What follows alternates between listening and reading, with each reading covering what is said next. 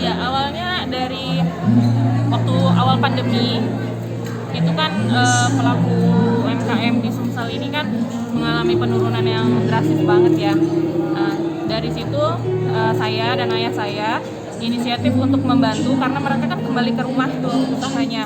Akhirnya membantu ayah saya untuk membantu jadi endorse gitu. Nah, jadi saya yang membantu mereka yang merekrut, saya sebagai adminnya itu merekrut mereka untuk setiap harinya itu saya pilih untuk di endorse oleh ayah saya. Terus semakin lama kan mereka sangat terbantu dari endorsan itu. Lalu setelah itu karena sudah memasuki waktu new normal ini sekarang ini, jadi ada baiknya untuk sekarang udah memulai untuk turun langsung saja ke UMKM. Itulah dari dasarnya dari Venture jadi ketua YCSB ini. Kuliahnya dari S1 dan S2 itu ambil jurusan bisnis. Kebetulan memang saya ini mengurusi bisnis keluarga juga. Jadi emang dari saya di usaha gas segala macam minyak. Dulu alumni mana? Lulusan alumni mana? Aku kuliahnya. Iya. Kuliahnya saya di S1 saya di di Victoria University di Malaysia. Itu S2-nya saya di Curtin University di Singapura. Setelah saya tamat S2 itu saya langsung terjun mengelola seluruh usaha dari keluarga saya. Tahun berapa ya? Cukup lama. Mungkin bisa diceritain sedikit suka dukanya mengelola bisnis keluarga gitu. Ya suka dukanya ya kalau sebelum pandemi ini ya berjalan dengan ya sewajarnya. Namun kalau pandemi ini walaupun kita usaha dari ini kan saya SPBU yang mengelola SPBU dan bisnis dari kuliner segala macam ya pasti akan penurunan juga sama seperti yang lain gitu. Tapi karena ini memang kebutuhan masyarakat, kalau minyak kan memang kebutuhan masyarakat setiap harinya, jadi ya dari perputaran itulah kita berpikir untuk tetap struggle gitu. Memang ayah saya karena kita kan bersaudara 4 perempuan semua, jadi mau nggak mau kita memang diajarkan untuk mengelola, jadi per anak itu dibedakan, misalnya kayak kakak saya kan memang lebih ke arah politik. Nah kalau memang karena saya memang kuliahnya di bisnis, memang ayah saya mengarahkan saya untuk ke bisnis.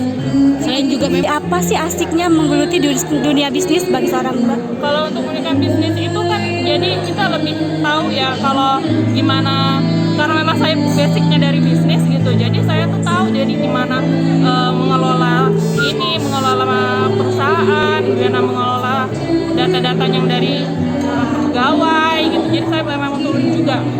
Enggak, dengan bisnis? Iya, saya memang punya anak 2, tapi kan saya kan siangnya dari pagi ke siang itu bisa tetap bekerja, terus setelahnya kan bisa ngurus anak-anak gitu.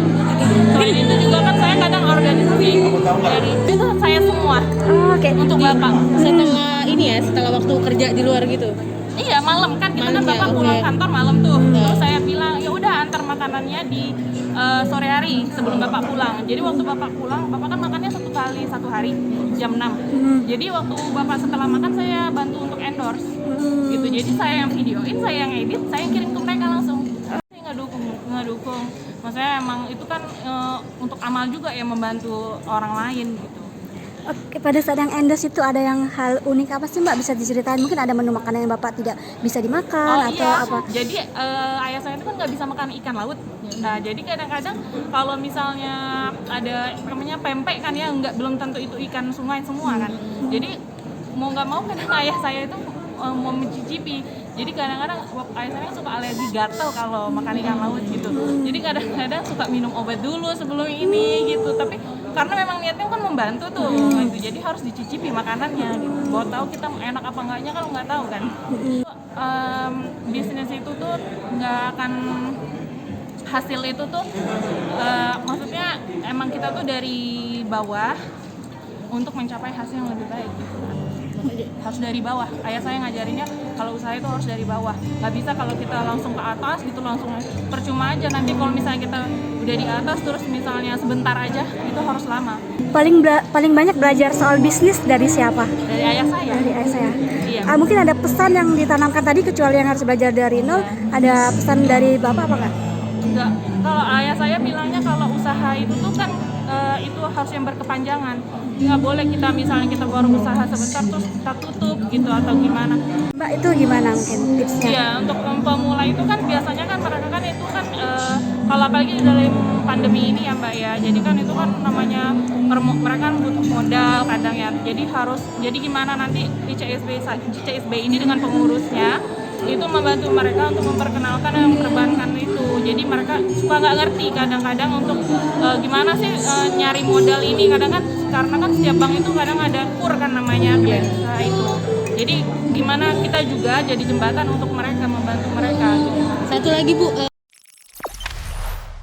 Jangan lupa subscribe, share, komen, dan like ya.